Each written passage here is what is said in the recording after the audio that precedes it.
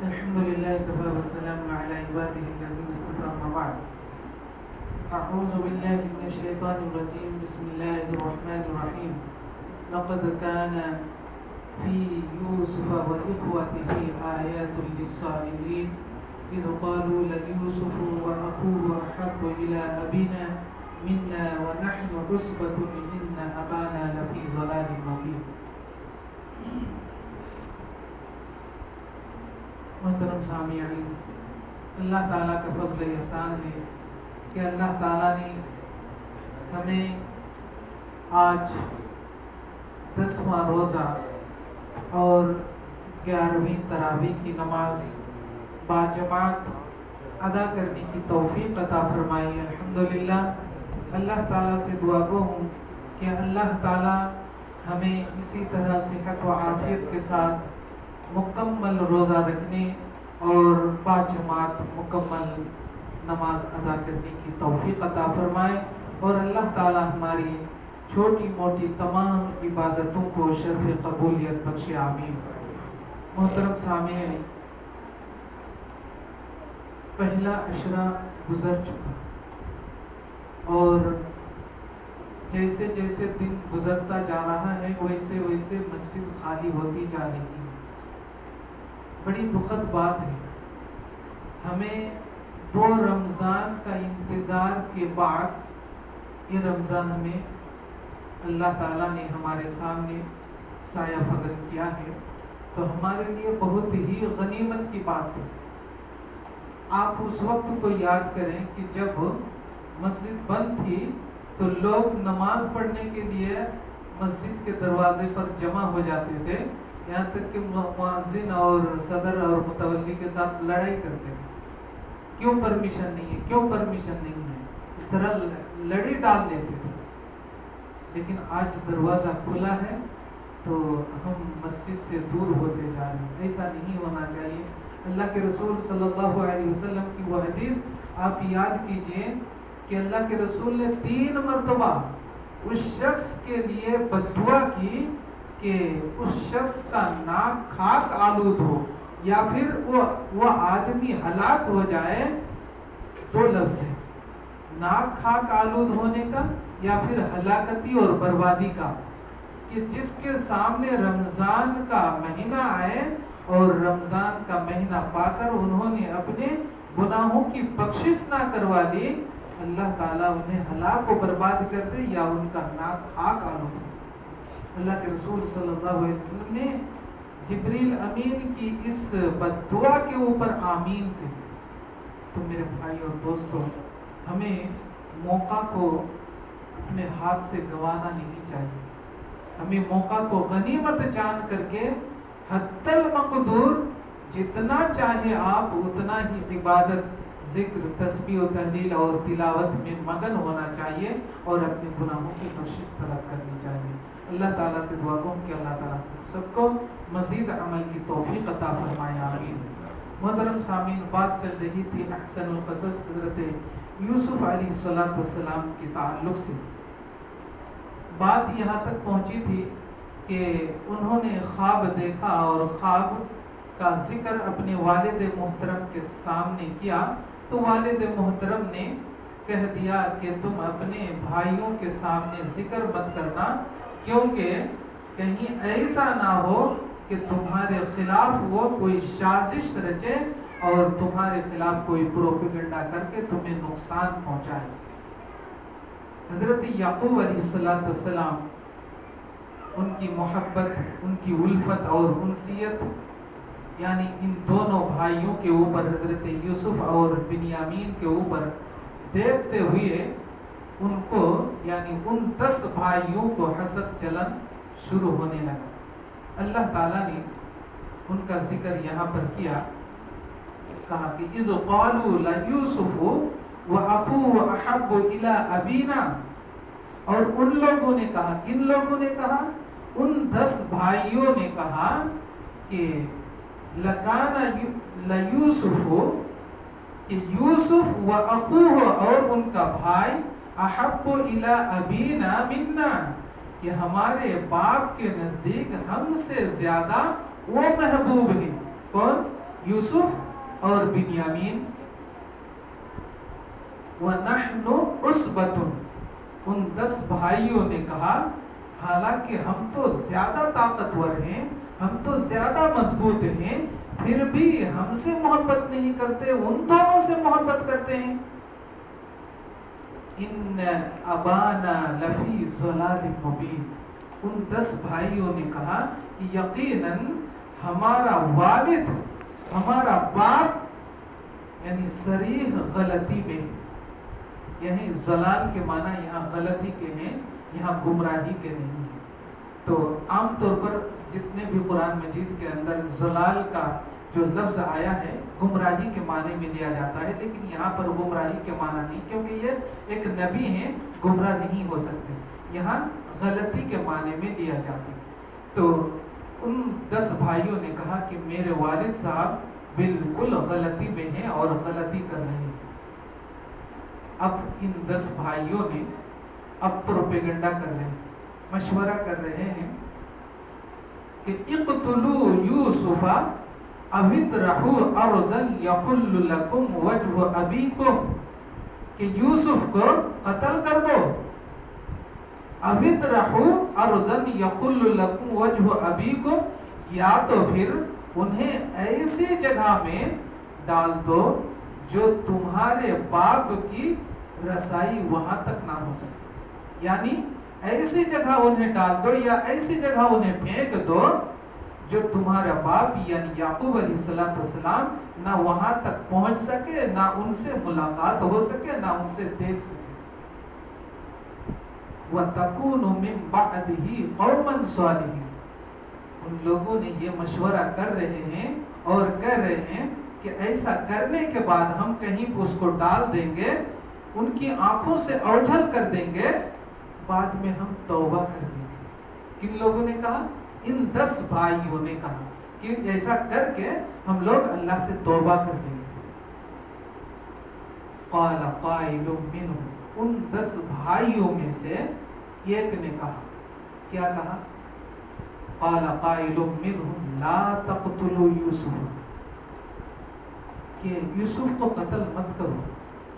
بھائی نے تھوڑا سا ہمدردی انہوں نے دکھایا کہ یوسف کو قتل مت کرو. وَأَلْقُوهُ فِي غَيَابَتِ الْجُبِّ، ہاں اتنا کرو کہ اس کو کوئی گہرا کنواں میں ڈال دو، جو ایک دم ویسے کنواں تو گہرا ہی ہوتا ہے، گہرا کنواں میں ڈال دو. غیابت الجب، غیاب یعنی اس کو کنواں کو کہتے ہیں اور جب کہتے ہیں جو گہرا ہوتا ہے، ویسے کنواں گہرا ہی ہوتا ہے. تو غیابت الجب، گہرا کنویں میں ڈال دو. یلتقطہ بعض السیارہ، آنے جانے والا کوئی قافلہ ہوگا وہ اس کو اٹھا کر کے لے جائے گا. ان کنتم فاعلین، اگر تم کچھ کرنا چاہتے ہو تو ایسا کرو. ان 10 بھائیوں میں سے ایک نے ایسا مشورہ دیا. یہ ان کا 10 بھائی بیٹھ کر کے ایسا ان کا پروپیگنڈا چلا. مشورہ تو کر لیا، مشورہ یہ پاس ہو گیا کہ ٹھیک ہے ایسا ہی کریں گے، کہ ان کو اپنے باپ کے پاس سے لے جائیں گے، کہیں لے جائیں گے، اس کو کہیں مار کر کے کوئی کنویں میں ڈال دیں گے. اب آ کر کے مشورہ طے ہو گیا، ٹھیک ہے لے جائیں گے. طے ہو جاتا ہے اور طے ہونے کے بعد اب باپ کے سامنے آتے ہیں، گڑ گڑاتے ہیں اور کہتے ہیں کہ ابا جان یوسف کو ہمارے ساتھ میں کر دیجئے، ہم یوسف کو ساتھ لے جائیں گے، ہم کھیلیں گے، کھائیں گے، پیئیں گے، موج مستی کریں گے. تو اب آتے ہیں اپنے باپ کے پاس. قالوا یا ابانا ما لکا لا تأمنا، کہ اے میرے والد محترم آپ کو کیا ہو گیا ہے کہ آپ ہمارے اوپر یقین ہی نہیں رکھتے ہیں یوسف کے بارے میں. وَأَمَنَّا عَلَى يُوسُفَ وَإِنَّا لَنَاصِحُونَ، اور ہم تو ان کی حفاظت کرنے والے ہیں، آپ ہمارے اوپر یقین کیوں نہیں رکھتے ہیں؟ یعنی یہاں پر کچھ باتیں محذوف ہیں، یعنی چھپی ہوئی ہیں. وہ بات یہ ہے کہ یہ تو مشورہ یہاں تک ہو چکا، ہونے کے بعد ڈائریکٹ آ کر کے مانگنے لگے کیا؟ نہیں، اس کے بیچ میں کئی مرتبہ اپنے باپ کے سامنے آئے اور یوسف کو مانگا ہمارے ساتھ بھیجیے. آج ہم بکری کے ساتھ بکری چرانے جائیں گے تو ہم ان کو ساتھ لے کے جائیں گے, وہاں دوڑ لگائیں گے, کھیلیں گے, کودیں گے. ایک دن نہیں دیا, دوسرے دن نہیں دیا, تیسرے دن نہیں دیا, یعنی کئی دن یہ گزر جاتا ہے. تب جا کر کے یہ بات وہ کہتے ہیں کہ قالوا یا ابانا ما لک لا تأمنا علی یوسف, کہ اے میرے والد محترم آپ کو کیا ہو گیا ہے کہ آپ ہمارے اوپر یقین ہی نہیں رکھتے ہیں یوسف کے بارے میں, آپ ہمارے ساتھ بھیجتے ہی نہیں ہیں. تو وَإِنَّا لَنَاصِحُونَ, اے والد محترم ہم تو اس کی حفاظت کرنے والے ہیں, ہم اس کو محفوظ رکھیں گے, کوئی نقصان نہیں پہنچائیں گے.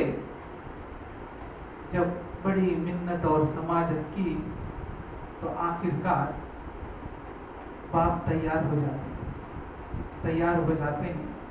لیکن اس سے پہلے ان 10 بھائیوں کا ایک اور درخواست. کیا کہا کہ ارسلہ معنا غدا یرتع ویلعب, کہ اے میرے والد محترم آپ یوسف کو کل کے دن ہمارے ساتھ آپ بھیجیے.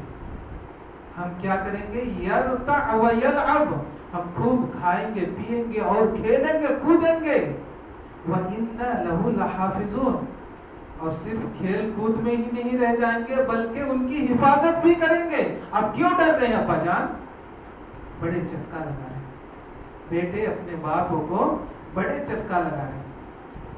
آخرکار باپ نے کیا کہا کہ قَالَ إِنِّي لَيَحْزُنُنِي, حضرت یعقوب علیہ السلام کہتے ہیں کہ مجھے غم لاحق ہوتا ہے ان تذهبوا به, تمہارے ساتھ بھیجتے ہوئے, وَأَخَافُ أَن يَأْكُلَهُ الذِّئْبُ, اور مجھے اس بات کا ڈر ہے کہ کہیں بھیڑیا اسے کھانا لے. وَأَنْتُمْ عَنْهُ غَافِلُونَ, جب اسے کھا لے گا ہو سکتا ہے تم غفلت میں رہو, تم کھیل کود میں رہو اور اسے بھیڑیا کھا لے.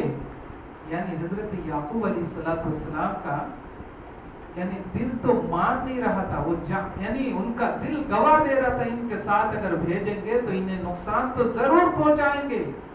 لیکن ان کی زبان سے یہ جو جملہ کہ تم کھیل کود میں رہ جاؤ اور انہیں بھیڑیا کھا جائے, تو ان کی زبان سے کیا نکلا؟ ان 10 بھائیوں کی زبان سے, یعنی گویا کہ یہ بات کہہ کر کے باپ نے بیٹے کے سامنے ایسی باتیں کہہ کر بیٹوں کے دل کے اندر کی بات کو نکلوا لیا. کہا قالوا لئن اکلہ الذئب ونحن عصبۃ انا اذا لخاسرون, کہ ابا جان یہ کیسے ہو سکتا ہے کہ ہماری جماعت عصبۃ ونحن عصبۃ, ہم ایک مضبوط اور طاقتور جماعت ہیں, مضبوط اور طاقتور 10 بھائی ہیں, اور مضبوط اور طاقتور گروہ ہوتے ہوئے بھیڑیا یوسف کو کھا لے, یہ کیسے ہو سکتا ہے؟ یہ ناممکن بات ہے. ان اذا لخاسرون, اگر ایسا ہو جائے تو ہماری نکمی کی بات ہوگی اور ہم ذلیل اور خسارہ اٹھانے والوں میں سے ہو جائیں گے. یعنی گویا کہ بیٹے باپ کے سامنے ایک دعویٰ پیش کر دیا, مضبوطی کا, طاقتور کا اور جماعت بندی کا ایک دعویٰ پیش کیا اور اپنی ندامت بھی ظاہر کر دی. پھر آگے کیا ہوتا ہے؟ فَلَمَّا ذَهَبُوا بِهِ أَجْمَعُوا, یہاں تک تو بات باپ کے سامنے ہو گئی اور تمام مشورہ جو ہوا تھا وہ تو فائنل تھا اور باپ کے ساتھ بات ہوگی. اب باپ انہیں دے دیتے ہیں, یعنی حضرت یوسف کو انہیں حوالہ کر دیتے ہیں. فَلَمَّا ذَهَبُوا بِهِ وَأَجْمَعُوا, اب حضرت یوسف کو کل ہو کر کے, کیونکہ کہا کہ غدن کل ہمیں یوسف کو ساتھ دے دیجئے, کل ہو کر کے ساتھ لے لیتے ہیں اور چل دیتے ہیں بکریاں چرانے کے لیے, چل دیتے ہیں. وَأَجْمَعُوا, اور 10 بھائی اکٹھے ہو کر کے جو پلاننگ کیے تھے وہ پلاننگ کے تحت وہ کام کرنے کے لیے بالکل تیار. أَن يَجْعَلُوهُ فِي غَيَابَتِ الْجُبِّ, ایک بھائی نے مشورہ دیا تھا نا کہ اس کو قتل مت کرو, اسے گہرا کنویں میں ڈال دو. اب وہ گہرا کنواں میں ڈال دیا جا رہا ہے. یجعلوہ فی غیابۃ الجب، انہیں ایک گہرا کنویں میں ڈال دیا جاتا ہے. یہ تو یعنی اختصار کے ساتھ قرآن بتا رہا ہے، لیکن اس کے بیچ میں بہت ساری باتیں جو تفسیر میں جو آتا ہے وہ اس طرح کہ جب انہیں لے کر کے جایا جاتا ہے جہاں بکریاں چراتے ہیں، بکریاں چھوڑ دی جاتی ہے، اور اس کو اٹھا کر کے یعنی جو سواری کے اوپر جو تھا تو سواری کے اوپر سے ہی اٹھا کے پٹک دیتے، کیونکہ اس کی عمر اس وقت جو ہے نا 10 سے 12 سال کی عمر تھی. تو جب پٹک دیتے ہیں تو وہ رونے دھونے لگتے ہیں اور منت سماجت کرنے لگتے ہیں. تو 10 بھائی مل کر کے انہیں ایسی مار مارتے ہیں کہ یہاں تک کہ لہو لہان کر لیتے ہیں اور وہ پیر پکڑنے لگتے ہیں لیکن چھوڑتے نہیں. لیکن ان میں سے جو کہا تھا کہ اسے قتل مت کرو، ان کے اوپر تھوڑا سا ان کی محبت تھی، انہوں نے روکا، منع کیا کہ اس طرح مت مارو اسے. ایک کام کرو، جو پہلے میں کہا تھا کہ اسے یہ کنویں میں ڈال دو، ایسا ہی کنویں ہونا ان لوگوں نے ڈھونڈنا شروع کر دیا. کنواں ایک بند کنواں جو بالکل پانی نہیں نکلتا تھا، ایسے جن بنجر کنواں ہے، ایسے کنویں میں انہیں ڈال دیا اور اوپر سے ایک ڈھکن بھی لگا دیا. جب ڈال دیا جاتا ہے تو کیا کہا، وَأَوْحَيْنَا إِلَيْهِ لَتُنَبِّئَنَّهُمْ بِأَمْرِهِمْ هَٰذَا وَهُمْ لَا يَشْعُرُونَ. جیسے ہی ڈال دیا جاتا ہے اللہ تعالیٰ فوراً وحی کے ذریعے سے تمام باتیں حضرت یوسف کو بتا دیتے ہیں. لَتُنَبِّئُهُمْ، تمام خبریں، بِأَمْرِهِمْ، اللہ تعالیٰ نے اپنی طرف سے ساری باتیں بتا دیتے ہیں. وہ باتوں میں کیا باتیں تھی؟ یہ باتیں تھی کہ اے یوسف تو صبر کر، آج جو بھائی تجھے اس بند کنویں میں، گہرے کنویں میں ڈالا، یہی بھائی ایک دن مجرم بن کر کے تیرے قدم چھوئیں گے، تیرے قدم کے سامنے سجدہ ریز ہو جائیں گے جو نے خواب دیکھا تھا، اور تو ایک بادشاہ بن جائے گا، تو اللہ کا پیارا ایک خلیل دوست اور نبی اور پیغمبر بن جائے گا، یہاں تک کہ ایک بادشاہ بھی بن جائے گا. یہ تمام باتیں اللہ تعالیٰ نے وحی کے ذریعے سے حضرت یوسف کو بتا دی. جب انہیں بتا دیا جاتا ہے تو ان کو تسلی ہو جاتی ہے. تو یہاں پر ایک سوال یہ پیدا ہوتا ہے کہ جب انہیں کنویں میں پھینک دیا جاتا ہے تو کنویں کے گہرائی میں تو پانی تو ہوگا، تو پانی میں ڈوب کر کے مرا کیوں نہیں پھر؟ تو اس کا جواب یہ ہے، اللہ تعالیٰ جسے پیدائش سے ہی چن لیا ہو اسے کون مار سکتا؟ اللہ تعالیٰ انہیں پیدائش سے ہی چن لیا ہے، انہیں نبی اور رسول بنا کر کے ہی بھیج دیا گیا ہے، تو پھر اسے کون اسے جو مار سکتا ہے؟ اب 8-10 سال کی عمر میں، 12 سال کی عمر میں ان کے اوپر وحی نازل ہوتی ہے، تو اس سے بڑا خوش نصیب اور کیا ہو سکتا ہے؟ تو گویا کہ کم عمری میں اللہ تعالیٰ نے انہیں نبوت اور رسالت سے نواز دیا تھا. ویسے تو عام طور پر دیکھا جائے تو جتنے بھی پیغمبر آئے 40 سال کی عمر میں نبوتیں ملی، لیکن ان کو 10-12 سال کی عمر میں اللہ تعالیٰ نے نبوت سے نواز دیا تھا، کیونکہ وحی ایسے نازل نہیں ہوتا، وحی ان کے اوپر نازل ہوتا ہے جو جن کو اللہ تعالیٰ چن لیتا ہے، اور ان کو چنتا ہے جن کو اللہ تعالیٰ نبی اور پیغمبر بنانا چاہتے ہیں، ان کو چنتے ہیں اور ان کے اوپر وحی نازل ہوتا ہے. تو جب ایسا ہوا تو اللہ تعالیٰ نے ساری باتیں بتلا دی، ہاذا وہم لا یشعرون، اور جتنے بھی باتیں بتلائی ان تمام باتوں سے وہ بالکل بے خبر تھے، ان کا شعور تک بھی نہیں تھا. اب کیا ہوا؟ ڈال دیا. اب ڈالنے کے بعد یہ لوگ 10 بھائی کیا کریں گے؟ وَجَاءُوا أَبَاءُهُمْ عِشَاءً يَبْكُونَ. یہ لوگ پورے دن گزارتے تھے، یہ تو کام کر دیا لیکن اب گھر نہیں جا رہے، رات ہو جا رہی ہے، عشاء کا لفظ آیا ہے، کہا وَجَاءُوا أَبَاءُهُمْ، وہ تمام 10 بھائی اپنے باپ کے پاس کب آتے ہیں؟ عشاء کے وقت. اب عشاء ہم لوگ جو نماز پڑھتے یہ عشاء کا وقت، عشاء کا لفظ آیا.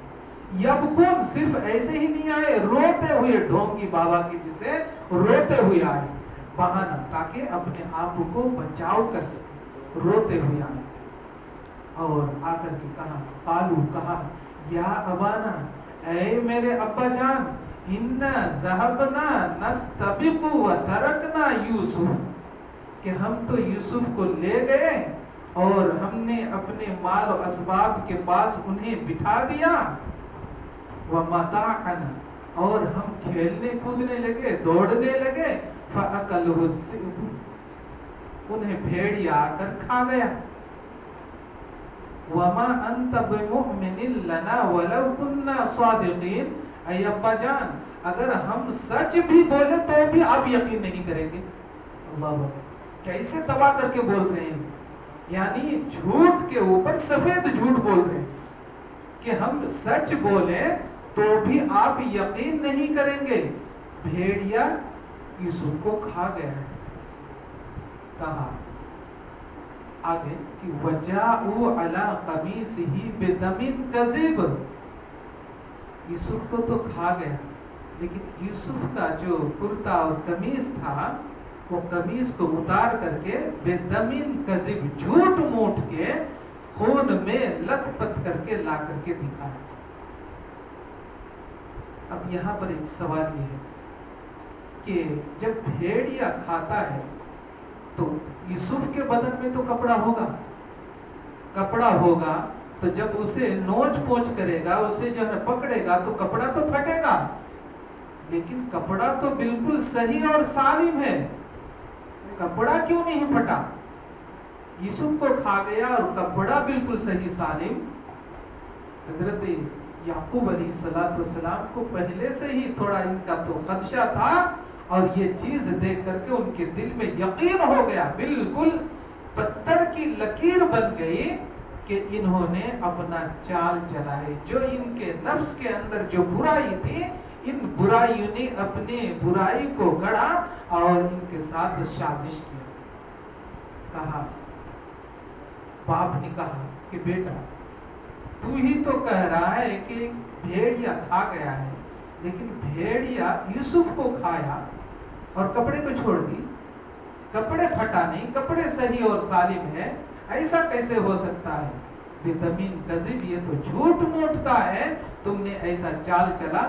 قال بل سولت لکم انفسکم امرا، بلکہ تو نے اپنے نفس کے اندر جو ایک چال چلا تھا وہ تو نے اپنے نفس کے ساتھ چال چلا، فصبر جمیل، صبر کرنا ہی بہتر ہے۔ حضرت یعقوب علیہ السلام صبر کر لیتے، انہیں یقین ہو جاتا ہے کہ ان لوگوں نے ہی ساری پلاننگ کی اور پلاننگ کر کے مار کے آ گئے۔ فصبر جمیل، وہ صبر کرنا ہی بہتر۔ واللہ المستعان علی ما تصفون، اور اللہ ہی ہے جو میری مدد فرمائے گا علی ما تصفون، جو وہ لوگ جھوٹ بول رہے ہیں ان کے اوپر۔ یہ توکل، یہ بھروسہ حضرت یعقوب علیہ السلام نے کر لیا۔ آگے کیا کہا؟ وجاءت، اب تو وہ کنویں میں پڑا ہے، حضرت یوسف علیہ السلام اب کنویں میں پڑا ہے، یہ لوگ آگے۔ وجاءت سیارۃ فارسلوا واردہم فادلی دلوہ، کہا کہ ایک قافلہ آیا، کیونکہ راستے کے قریب ہی تھا، اس راستے سے آنے جانے والا قافلہ وہاں رک کر کے جو ہے پانی پلایا کرتے تھے، تو ایک قافلہ آیا اور فَأَرْسَلُوا وَارِدَهُمْ فَأَدْلَى دَلْوَةً، یعنی قافلے کے اندر ایک خادم ہوتا ہے، جس طرح کوئی جماعت جاتے ہیں تو جماعت میں بھی کوئی خادم تو تیار کر دیتے ہیں کہ یہ خدمت کریں گے، تو قافلے کے اندر بھی ایک خادم ہوا کرتا تھا، تو وہ خادم کا کام کیا تھا؟ پانی لا کر کے کھلانا پلانا، جو ہے کھانا تیار کرنا، یہ سب جو ہے کام ان کا ہوتا تھا۔ تو جب قافلہ وہاں سے گزرا، دیکھا ایک کنواں ہے تو وہیں پر پڑاؤ ڈالا اور اس پانی لینے والے کو بھیجا، فَأَرْسَلُوا وَارِدَهُمْ فَأَدْلَى دَلْوَةً، وہ پانی لینے والے کو کنویں میں بھیجا۔ قال، کہا، بشری ھذا غلام، انہوں نے واہ واہ کیا، یعنی خوشخبریاں دی، ھذا غلام، ایک نوجوان ہے، یہ ایک بچہ ہے، وَأَسَرُّوهُ بِضَاعَةً، اور اس کو ہم تجارت میں شامل کر لیتے ہیں۔ وَاللَّهُ عَلِيمٌ بِمَا يَعْمَلُونَ، اور اللہ تعالیٰ وہ سب کچھ جانتا ہے جو تم کرتے ہو۔ اب یہاں پر کیا ہوتا ہے، اس کا خلاصہ یہ ہے کہ جب وہ قافلہ جب آیا اور جب اس پانی لینے والوں نے ڈول ڈبایا کنویں کے اندر، تو اللہ تعالیٰ نے اسی وقت یہ حکم دیا کہ اس کی ڈول کی رسی پکڑ کر ڈول میں بیٹھ جاؤ۔ جب ڈول کھینچا تو پانی کے ساتھ وہ بھی آئے، کون؟ حضرت یوسف آئے۔ دیکھا بڑا خوبصورت حسن یوسف دم عیسیٰ ید بیضا داری کا، کہ حسن یوسف علیہ السلام کو اللہ تعالیٰ نے اتنی خوبصورتی دی تھی کہ ان کا آگے واقعہ آئے گا کہ دیکھنے والے ان کے اوپر فدا ہو جاتے تھے، انگلیاں کاٹ دیتے تھے۔ تو حضرت یوسف علیہ السلام دیکھا کہ بڑے خوبصورت، تو وہ اٹھانے والے نے کیا کیا کہ اپنا سامان تجارت سمجھ کر کے وہ اپنا کہا کہ بضاع، یہ ہمارا تجارت کا سامان ہے۔